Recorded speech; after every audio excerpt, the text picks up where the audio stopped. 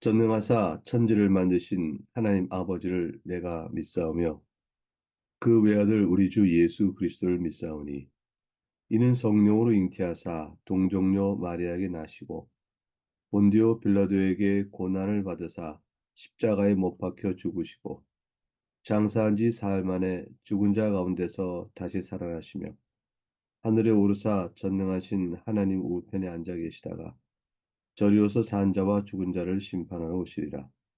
성령을 믿사오며 거룩한 공예와 성도가 서로 교통하는 것과 죄를 사하여 주시는 것과 몸이 다시 사는 것과 영원히 사는 것을 믿사옵나이다. 아멘. 찬송가 202장, 찬송가 202장 1절과 5절을 찬송하겠습니다. 찬송가 202장 1절과 5절. 하나님 아버지 주신 책은 귀하고 중하신 말씀일세.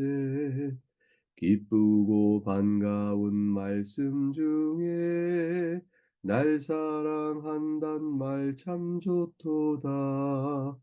주께서 나를 사랑하니 즐겁고도 즐겁도다.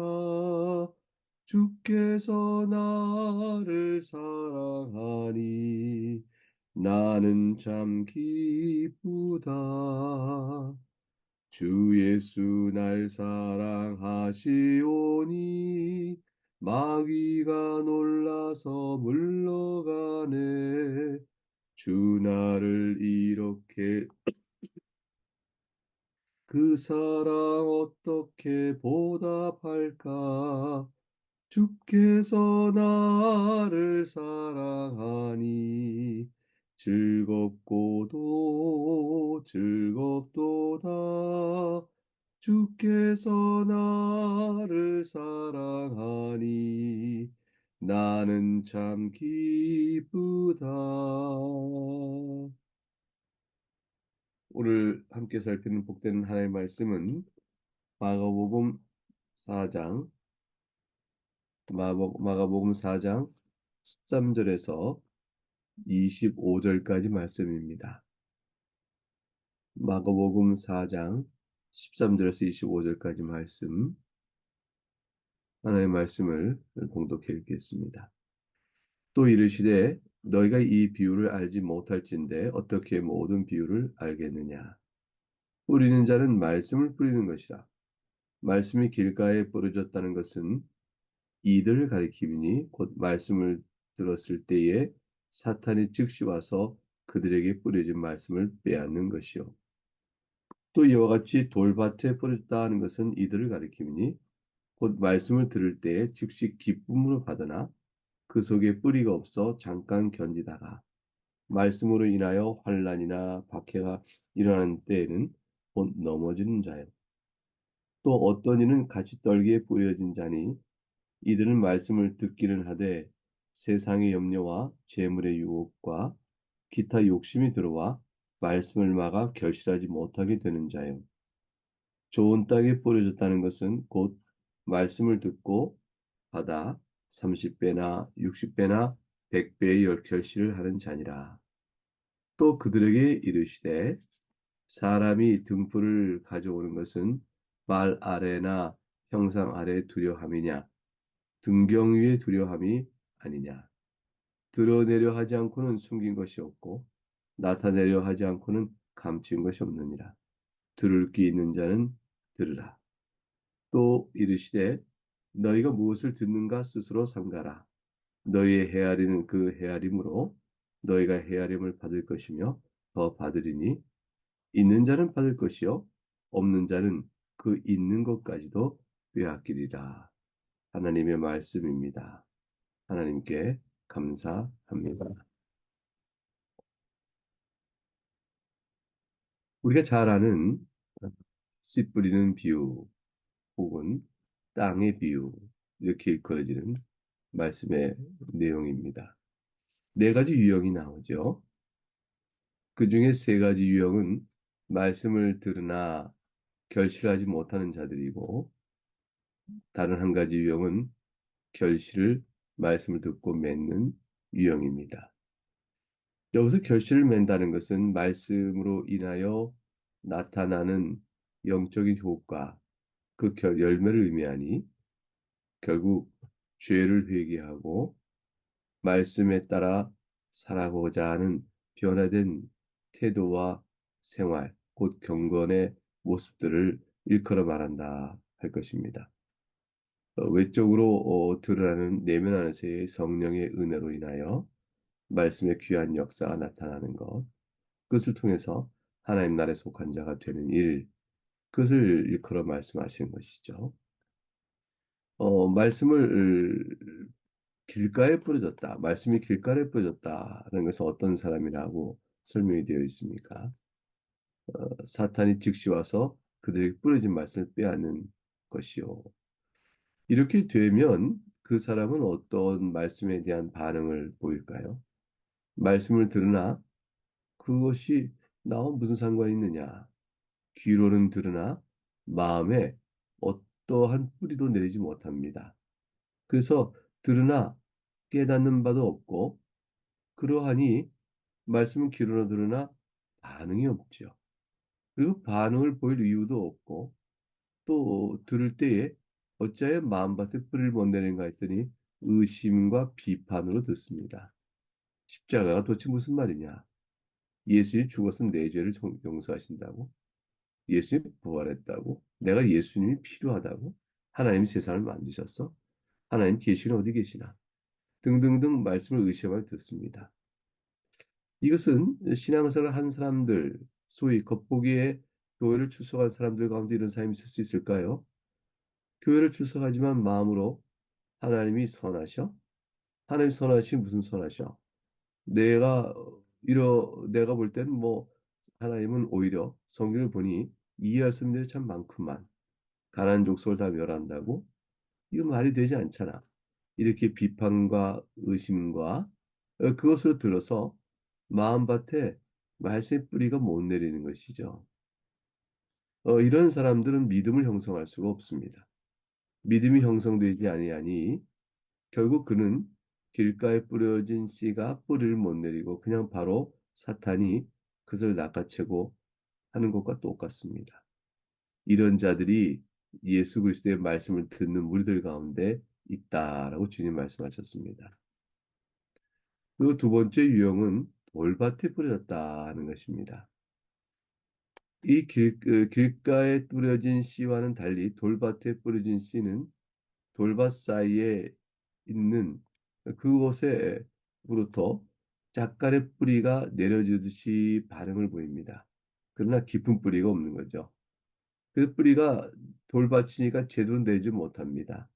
길가에 뿌려진 씨는 아예 사탄이 낚아채 버리니 그렇고 이 두 번째 돌밭에 뿌려진 씨는 뿌리를 내릴 만한 흙이 시원치 않은 것이죠.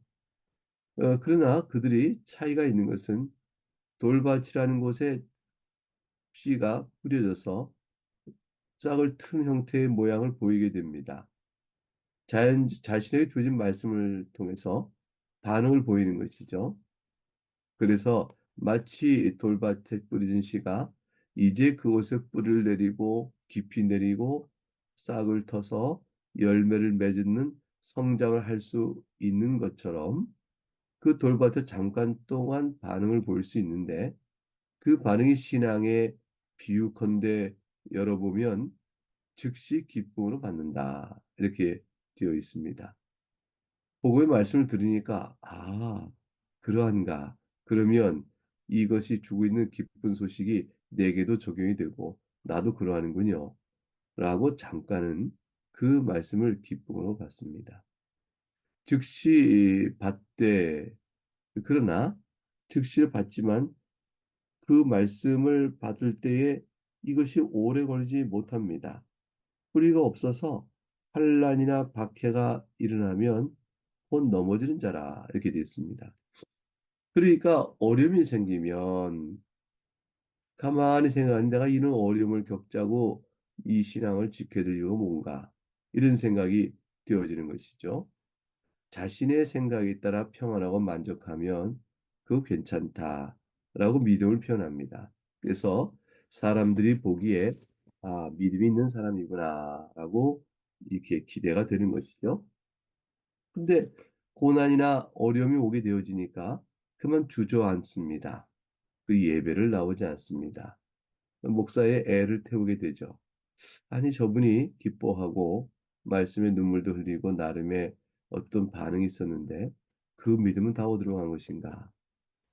그 중에는 믿음의 뿌리가 있고 진실한데도 이거 시험이 들어 이룰 수 있는 사람이 있습니다.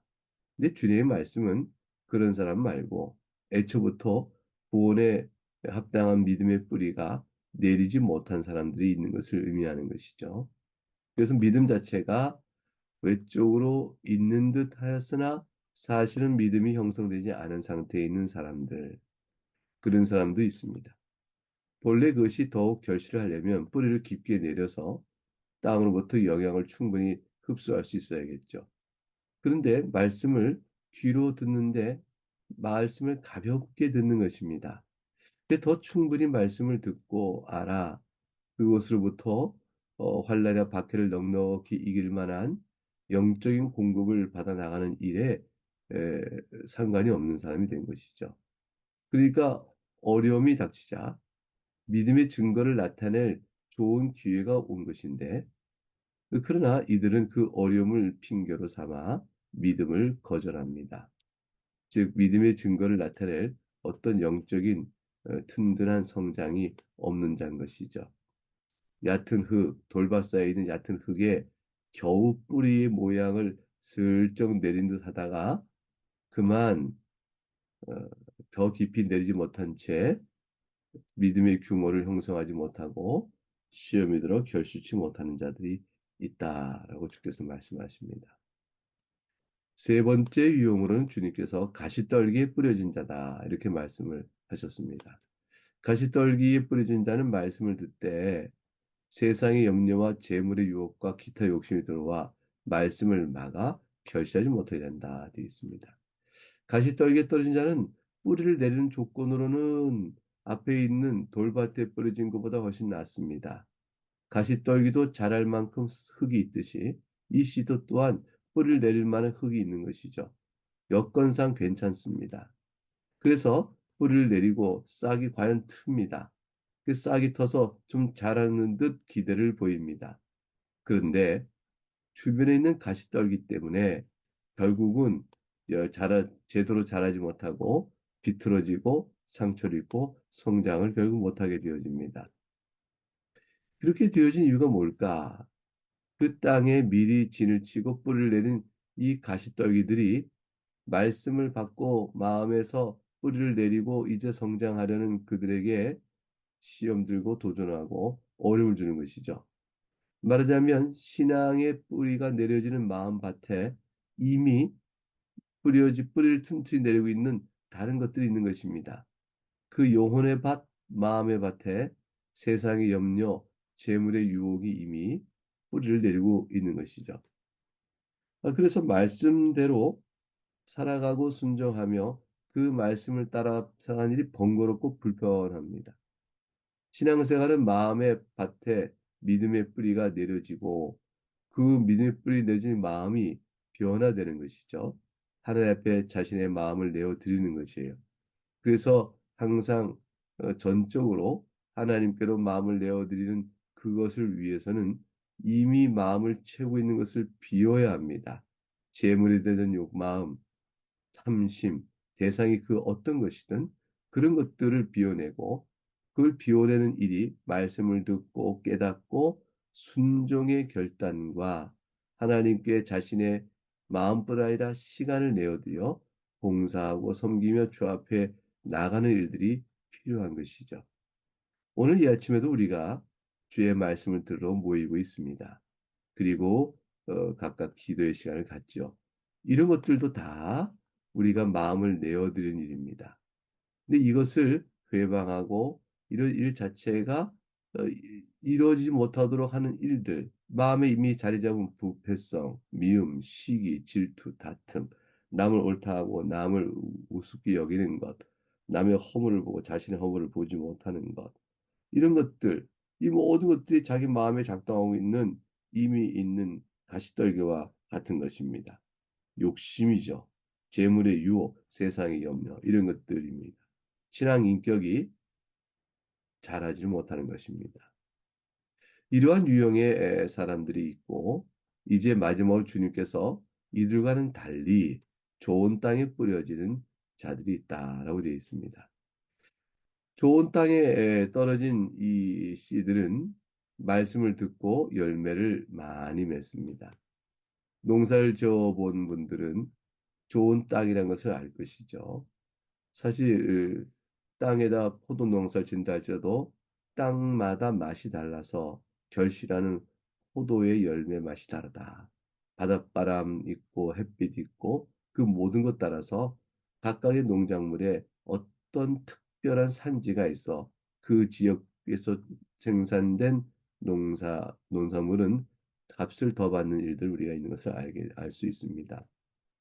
씨는 동일한 것 같은데 밭에 따라서 결실이 달라집니다.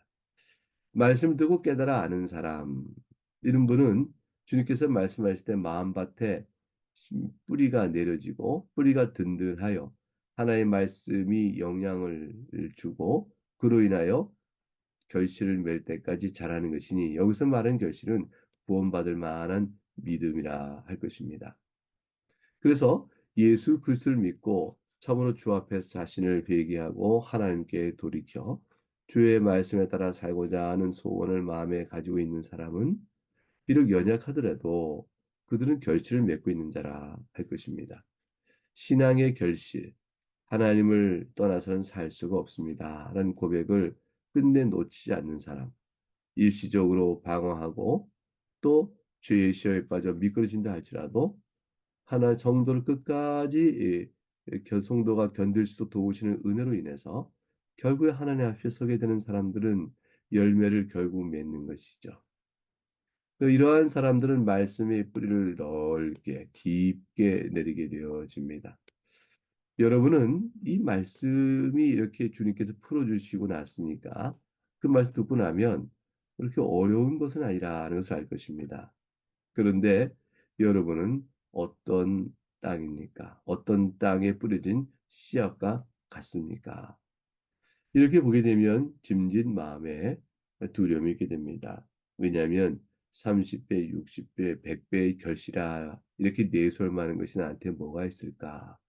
난 다 하나님 은혜로 받은 것이요. 지금의 내 신앙도 하나님 은혜로 붙들어 주시기 때문에 있는 것일 뿐인데 내가 주 앞에 자랑할 것이 없으니 내가 이것을 결시했습니다. 라고 내놓을 만한 게 없다라는 생각을 할 수가 있습니다. 도리어 내 마음속에 세상의 염려가 있고 재물에 대한 유혹과 기타 욕심들이 내 안에 여전하니 나는 가시떨기 뿌려진 씨와 같은 자가 아닌가. 또는 더 나가서 말씀이 요즘에 내 마음에 들어오질 않아. 그러니 내가 마치 돌밭에 뿌려진 씨처럼 잠깐 동안 기쁨을 받지만 그러나 뿌리가 없어서 결국 환난이나 박해나 이런 것이 올 때 그만 넘어지는 자와 똑같아서 생활의 곤고함과 어려움 때문에 내가 요즘에 신앙생활을 바로 하기 어렵다. 믿음에 떠나가고 하나님 계시지 않은 것 같다. 하나님 선하지 않으시고 나를 돌보지 않는다. 이런 등등의 생각으로 내 마음이 요즘 흔들리고 있으니 나는 아마도 좋은 땅에 떨어진 씨처럼 열매는 자가 아니니 내게 구원이 있겠나 이런 등등의 생각을 혹 할 수 있습니다. 그러나 이것은 우리에게 있어서 마치 어느 때는 기쁨으로 받은 말씀에 열매를 맺지 못하는 그런 때도 있다라는 또는 내가 재물의 유혹이나 세상의 염려, 기타 욕심 때문에 말씀이 결실을 풍성히 맺지 못하고 끝내 맺지 못하게 되는 일이 있기도 하다라는 그 사태 자체가 내 안에 전혀 없다라는 것은 아닙니다.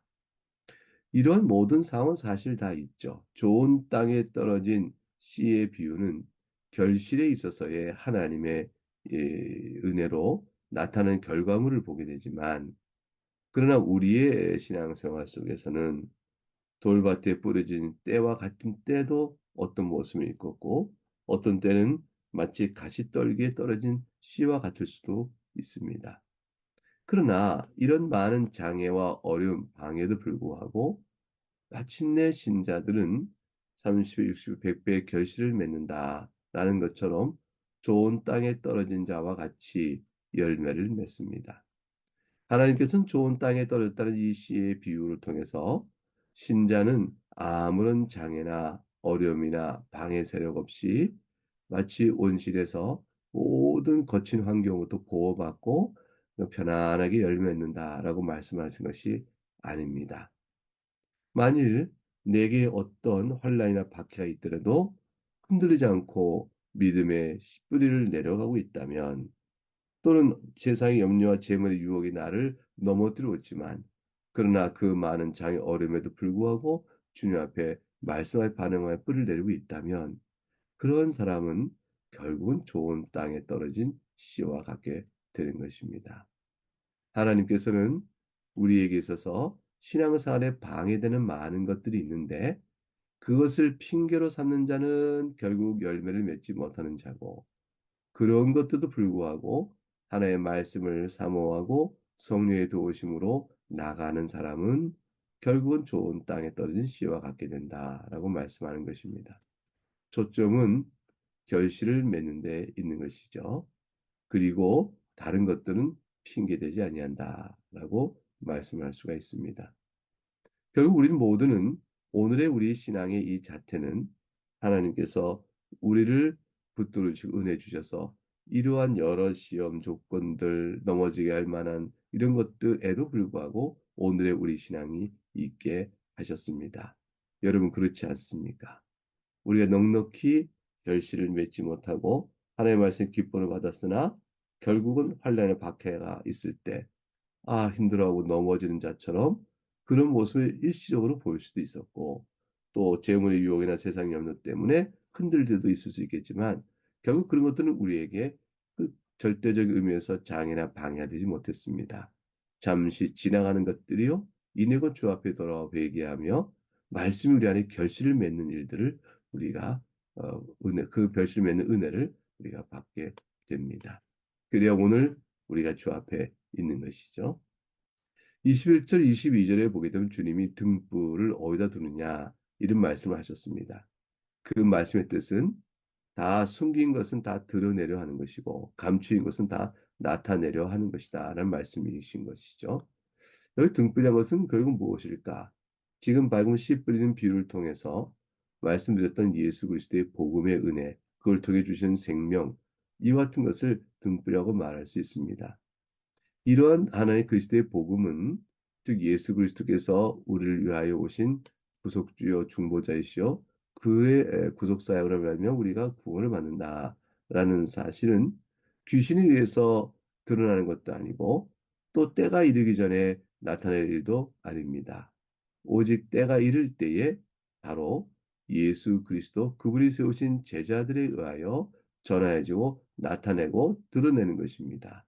예수님께서 죽으시고 부활하시고 난 후에야 제자들은 복음을 온전히 깨닫고 그들 전할 수가 있었던 것입니다. 그러나 그때까지 숨긴 것 같고 그때까지 감추인 것 같아도 반드시 드러나게 되어졌고 나타나게 되어 있습니다. 이 이치는 마침 등경 위에 등불을 두는 것과 같다라고 할 것입니다. 그러므로 귀 있는 자는 들을 것이요 마음을 집중하여 들어야 할 것입니다. 오늘 이렇게 복된 복음이 등경 위에 등불을 놓은 것처럼 맑게 비추어 우리에게 전해지고 있는 것이죠.